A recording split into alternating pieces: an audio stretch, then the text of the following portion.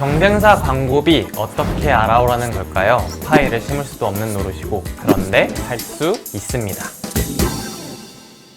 네, 안녕하세요. 모비인사이드 구독자 여러분들, 모비데이즈의 기획 앤 리서치 팀의 팀장 원재혁입니다. 저는 오늘 이제 모비인사이드에 올라온 특정 컨텐츠를 갖고 그 컨텐츠를 상세히 소개해드리는 그런 시간을 가질 건데요. 여러분들이 끝까지 같이 들으시면서 이제 디지털 마케팅에 대한 이해를 더 높여나가시길 바라겠습니다.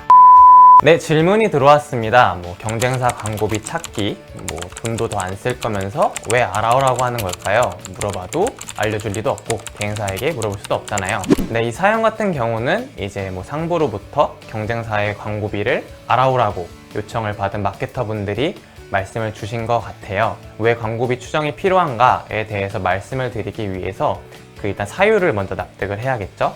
그 사유 같은 경우는 일단 의사결정의 중거점으로서 주요하게 쓸 수 있는 것이 바로 경쟁사의 광고비이기 때문입니다. 그래서 마케팅과 관련된 의사결정에는 여러 가지가 있을 건데요.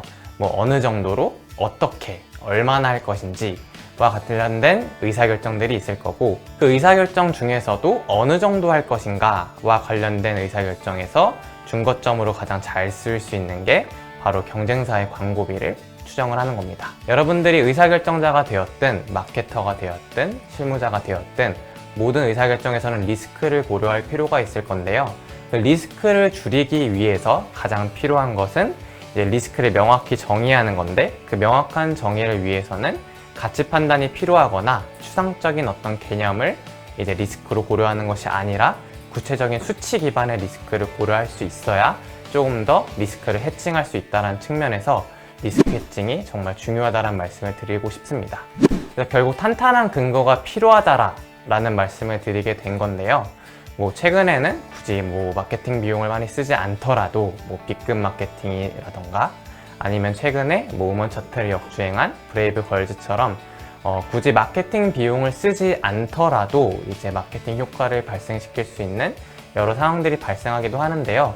과거에 비해서 최근에는 좀 더 미디어에 대한 접근이 더 편리해지고, 그리고 사람들 역시 정보의 교환이 더 빨라졌기 때문에 최근에 이런 게 좀 가능한 것 같습니다.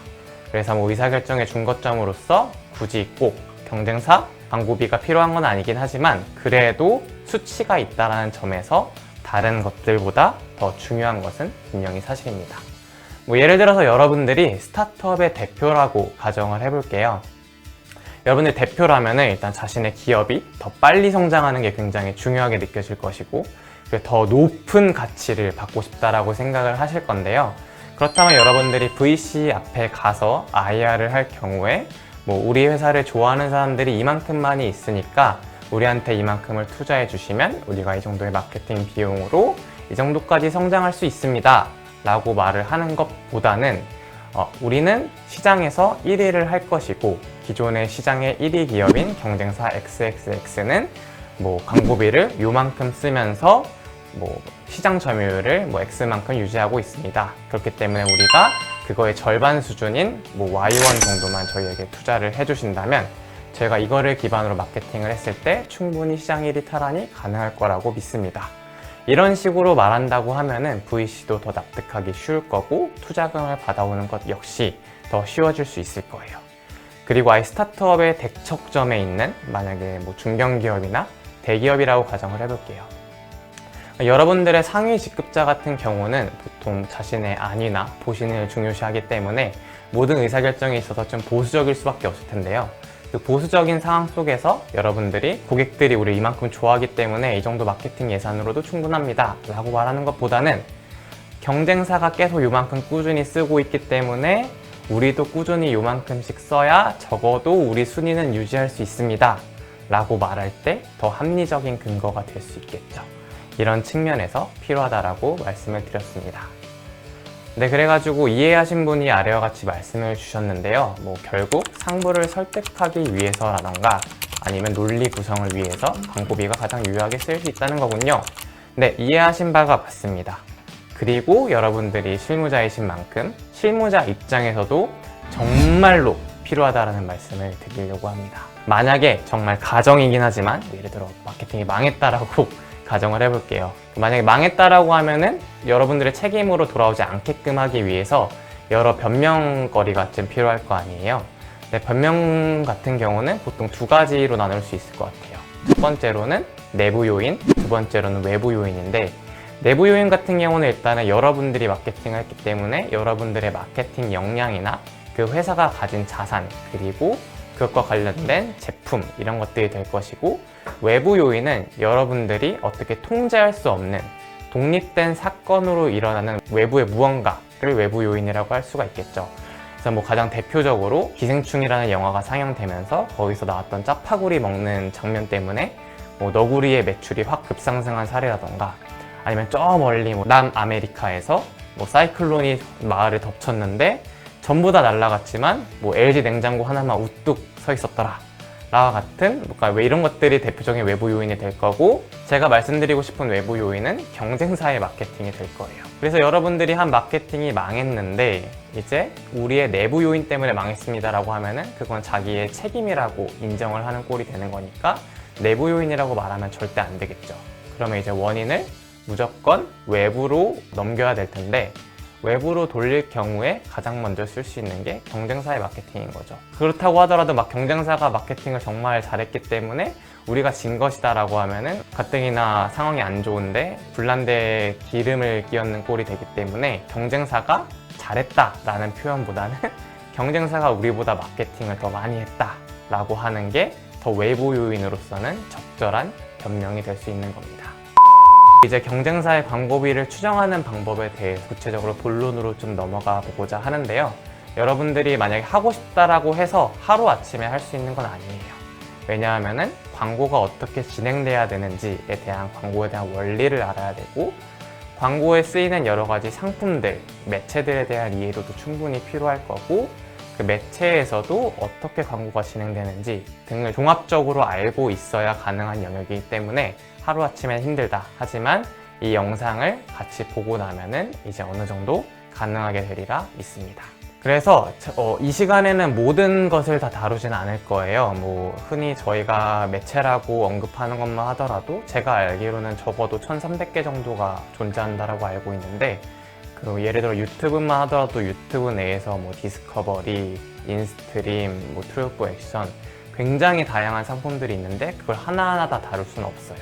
대신 이 자리에서는 이제 원리를 이해하는, 원리를 가르쳐 드리는 시간이 될 것이고, 여기서 이제 본 내용을 토대로 이해한 원리를 다른 곳에 그대로 적용한다면, 아, 이 매체는 앞서 봤던 것과 달리 이런 특성이 있으니까 요거를 좀 이렇게 바꿔볼까? 라는 생각을 하실 수가 있을 거고, 그런 식으로 적용을 한다라고 하면은 이제 다른 곳에도 똑같이 광고비 추정이 가능할 거라고 믿습니다.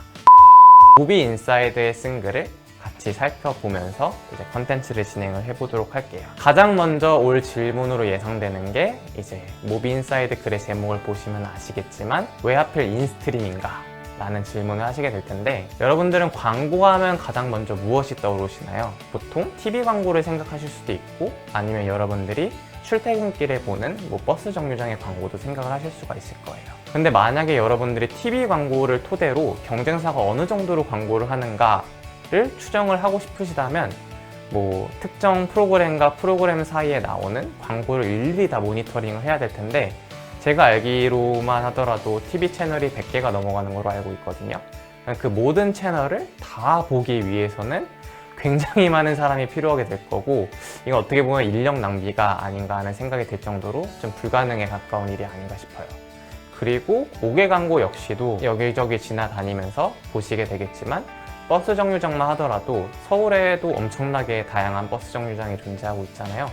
그 수많은 버스 정류장 사이에서 경쟁사 것만 콕 집어서 몇 군데 하고 있는지 이걸 알아내는 거는 서울을 완전 유람하지 않는 이상 불가능한 영역이기 때문에, 그래서 유튜브 인스트림을 정하게 되었습니다. 왜냐하면은 유튜브 안에는 조회수라는 분명한 기록이 증거로 남아있기 때문이에요.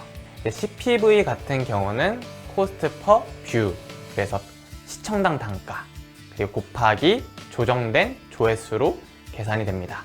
제가 앞서 조회수가 분명한 근거로 남는다라고 말씀을 드렸었는데요.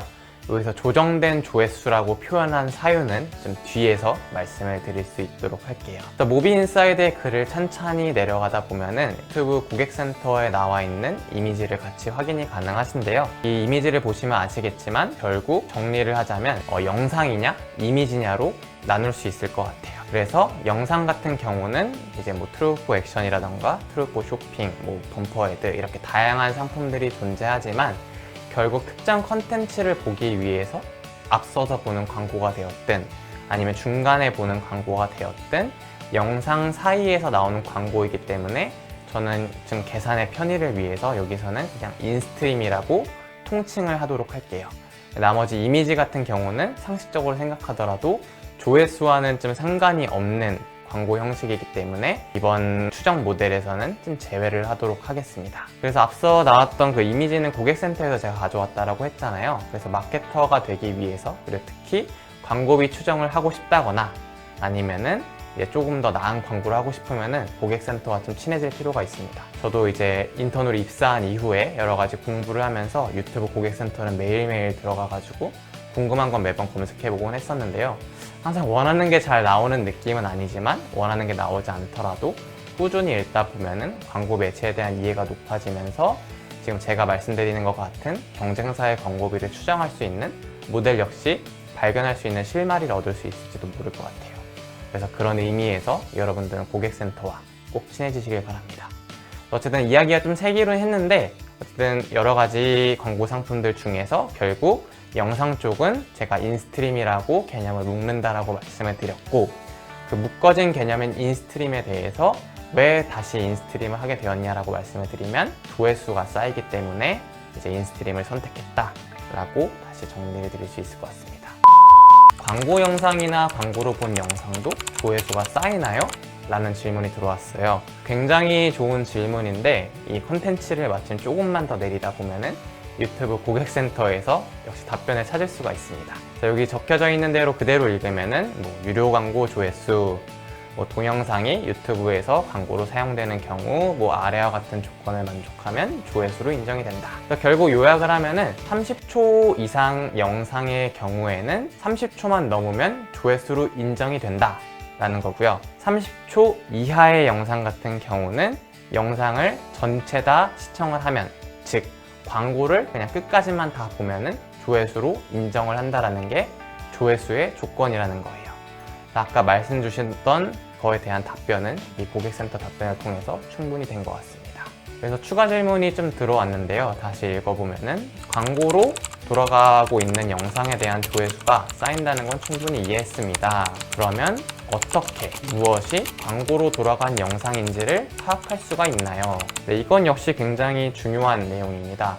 여러분들 뭐 유튜브 여러 채널들 구독하고 계실 거고 그 채널에 들어가서 여러 영상들을 살펴봤을 건데요. 그 영상들이 굉장히 그리드하게 배열된 것들 가운데서 뭐 흔히 말하는 대박난 영상 같은 경우는 조회수가 몇백만 이런 걸 확인하신 적이 있을 거예요. 아마 여러분들이 특정 기업, 특히 경쟁사의 유튜브 채널에 들어가 보신 적은 거의 없을 것 같아요. 근데 만약에 들어가시게 된다면 여러분들이 흔히 보시는 유튜브 콘텐츠들처럼 경쟁사 측에서도 여러 영상을 올린 걸 확인이 가능한데요. 이제 여기서 무엇이 광고로 활용되었는가는 마케터의 직관이 굉장히 중요한 영역이 됩니다. 그 직관을 어디다가 활용해야 되냐면은 이제 조회수가 비정상적인 거를 찾아내는 직관이에요. 그래서 경쟁사가 굉장히 다양한 영상을 올렸는데 뭐 구독자 수는 한 1000명 수준이에요. 영상이 보통 시청자 수가 300명에서 1000명 사이로 형성이 되고 있는데 어떤 영상을 보니까 경쟁사 이름이 있고 TBCF 언더바 15초 아니면은 뭐 경쟁사 이름 언더바 브랜딩 영상 이런 식으로 네이밍이 되어 있는 영상이 분명 존재하고 있을 거고 거기 밑에 조회수를 보면은 이제 300회에서 1000회가 나오던 영상과 달리 그 영상만 유독 몇백만 회, 몇천만 회의 조회수가 찍히고 있는 거를 확인을 하실 수가 있을 겁니다. 여러분들이 마케터고 아까 말씀드렸던 직관을 발휘한다면 아, 이게 광고 영상이구나 라는 거를 순식간에 파악이 가능하실 거예요. 일단 네이밍만 보더라도 파악이 가능한데 조회수 같은 경우는 그 채널의 구독자 수와 대비만 해보더라도 말도 안 되는 수치를 기록한다는 걸 알 수가 있잖아요. 상식적으로 판단하더라도 구독하는 사람이 1000명인데 조회수가 100만인 거는 도저히 말이 안 되죠.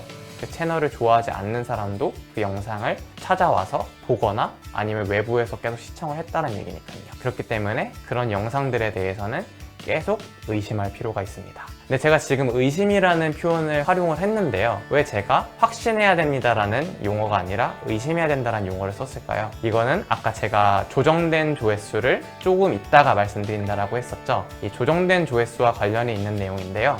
여러분들 유튜브를 보시다 보면은 보통 댓글 중에 그런 걸 보신 적이 있을 거예요. 알 수 없는 알고리즘에 끌려서 여기까지 왔다. 이런 걸 보면은 이거는 광고로 진행되지 않았더라도 사람들이 첫 영상에 뜬 걸 보고 들어와서 이 영상을 본 거구나 라고 판단이 가능하잖아요. 그렇기 때문에 그 전부 찍힌 조회수에 대해서 전부가 다 광고로 인해서 생긴 조회수가 아니라는 걸 유추할 수 있기 때문에 제가 의심해야 된다라고 말씀을 드린 겁니다. 그리고 가끔 특이사항으로서 뷰봇을 활용하고 있는 경쟁사도 확인이 가능한데요. 제가 스타트업 컨설턴트로 몇 년을 근무를 하면서 여러 고객사들을 만나와서 상담을 해왔었는데 뷰봇을 돌린 업체가 있긴 있었어요. 그래서 그 업체가 저한테 요청을 준 거는 우리가 유튜브 광고를 하고 싶고 예전에 이 영상에 대해서 유튜브 광고를 진행을 했었는데 뷰봇을 돌렸었다. 그리고 이 영상을 봤던 사람들 대상으로 다시 리타겟팅을 하고 싶은데 그러면 뷰봇으로 봤었던 모든 사람들에 대해서 다시 광고가 노출되니까 광고비를 낭비하는 거 아닌가? 라는 걱정을 표현을 하시더라고요.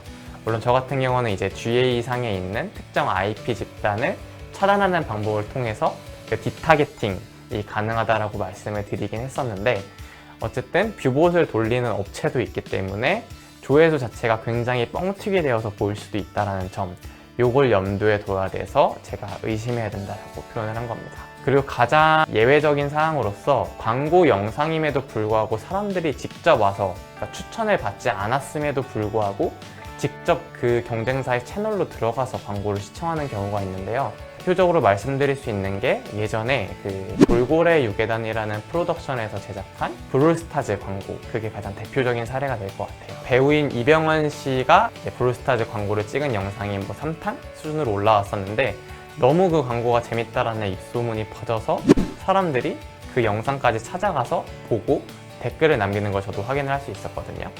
이 경우에는 그 영상이 광고로 활용되었음에도 불구하고 상당히 네이티브한 조회수가 쌓였다라는 것이 파악이 가능했었습니다. 네, 그래서 이런 상황이 올 수 있기 때문에 아까 말씀드렸던 뷰봇, 알 수 없는 알고리즘, 즉 외부의 추천, 그리고 네이티브한 조회수도 발생할 수 있기 때문에 이것들을 조정함으로써 계산을 좀 진행을 해야 될 거예요. 그래가지고 이제 구체적으로 특정 예시를 갖고 얼마의 광고비 예산이 나오나 한번 같이 계산해 보도록 하겠습니다.